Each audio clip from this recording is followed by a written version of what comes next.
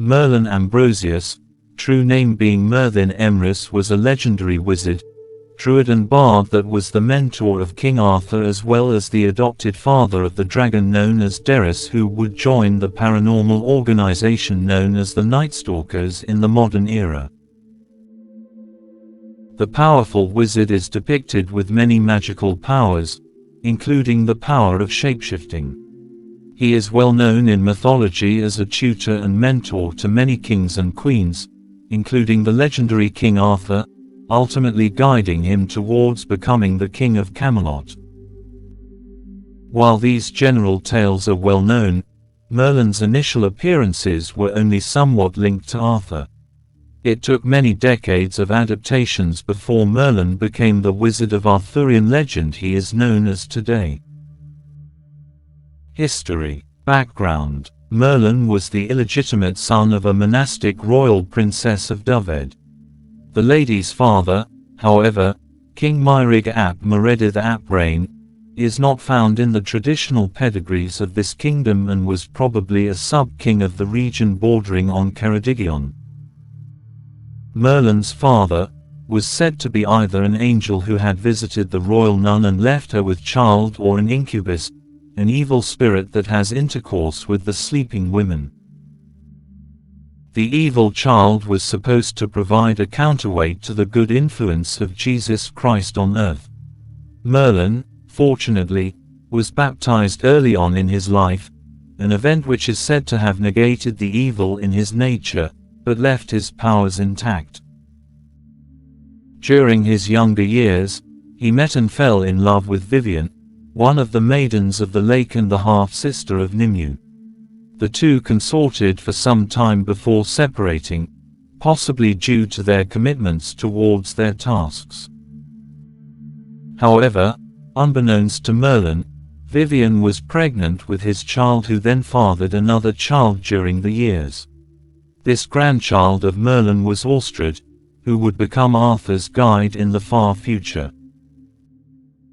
Visions. Merlin would become something an advisor to kings and queens, hoping to guide them on a righteous path. However, there have been instances where these great rulers would grow mad with power from the wisdom they were given by Merlin, something which the wizard regrets deeply. Not only was he known among mortals but also immortals like the Fae. In fact, Merlin would become a medium between humans and Fae, especially since both races held each other in high resentment and animosity. Before the sacrifice could take place, Merlin used his great visionary powers and attributed the structural problem to a subterranean pool in which lived a red and a white dragon. The meaning of this, according to Merlin, was that the red dragon represented the Britons, and the white dragon, the Saxons. The dragons fought, with the white dragon having the best of it, at first, but then the red dragon drove the white one back.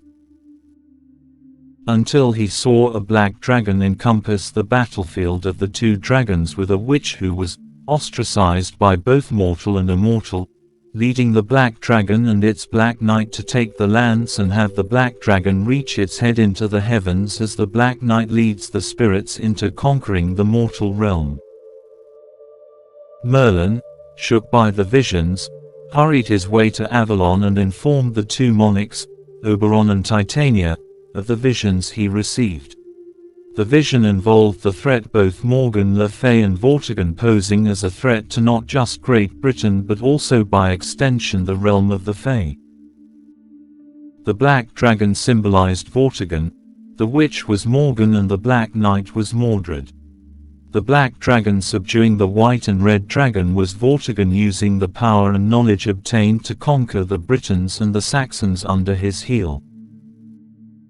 Vortigern would permit Morgan Le Fay to unite the Fae against other kingdoms of man who opposed both her and Vortigern. As such, Oberon and Titania conspired with Merlin to construct a great weapon wielded by the Pendragon bloodline to oppose Vortigern's rule and Morgan Le Fay's darkness. The weapon became known as Excalibur, and by the time Excalibur was completed with the combined efforts Oberon, Merlin and the Archangel Gabriel, who was disguised as a man in linen.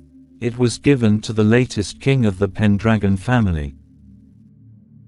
The Lady of the Lake was said to have bound the sword to the blood of the Pendragons at Merlin's request. Throughout all this, however, Merlin did not disclose information regarding his involvement in Morgan Le Fay's rise to power, as she was his greatest and most prized student at the time. As such, Merlin's contributions in Morgan's defeat was a path of penance and redemption for his actions. Aid to the king. After Arthur's birth, Merlin became the young boy's tutor, while he grew up with his foster father, Sir Ector, known as Cunna Cenfarfog, the Fair-Bearded. In the defining moment of Arthur's career, Merlin arranged for the sword in the stone contest by which the lad became king. Later, the magician met the mystic Lady of the Lake at the Fountain of Barrington and persuaded her to present the king with the magical sword, Excalibur. Merlin is said to be the creator of the Knights of the Round Table, and is closely involved in aiding and directing the events of the king and kingdom of Camelot. He is pictured at the end of Arthur's life, accompanying the wounded Arthur to the Isle of Avalon for the healing of his wounds. Others tell how, having fallen deeply in love with Nimue, he agreed to teach her all his mystical powers. She became so powerful that her magical skills outshone even Merlin's.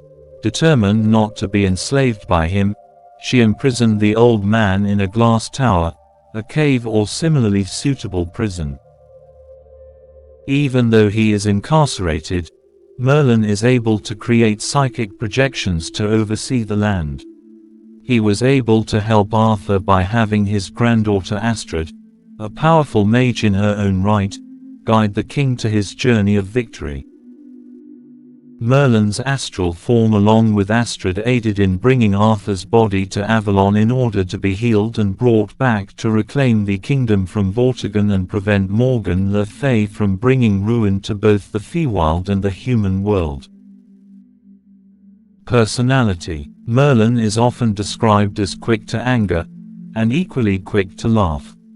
His deep wisdom and compassion clearly derived from the patience he learned in the otherworld, just as his care for all creatures of goodwill must have come from his strong sense of pity for the weak.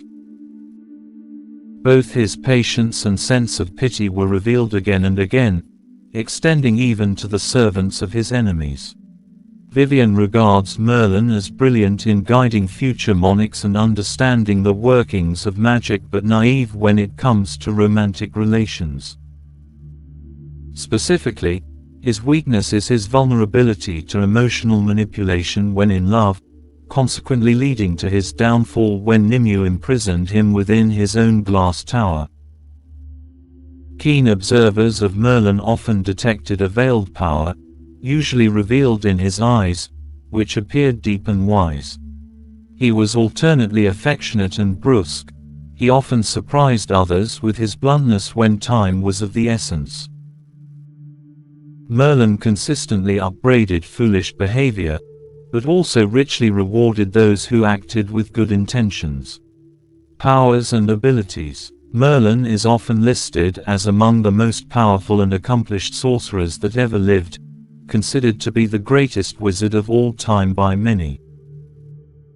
He has extensive knowledge of many languages and writing systems used in Europe, as well as in the history and customs of several of its peoples. He considers himself the greatest scholar of magic and the cultures of mystical creatures. His knowledge and workings of magic has led to Morgan Le Fay becoming one of the mightiest witches to ever emerge, to the point where many believed she rivaled her mentor, although Merlin was still regarded as being more skilled. He was considered the most powerful member of the Round Table, as well as, according to Galahad, its leader, not in small part thanks to his encyclopedic knowledge. His vast intelligence allows him to accurately guess the thoughts of others and makes him perhaps the preeminent architect of both Morgan and Vortigern's defeat. He is often noted to have extremely sharp eyes which can see not only into darkness, but also into the dimension of spirits, such as when he perceived the lingering effects of Excalibur's cursed scabbard on Nimue.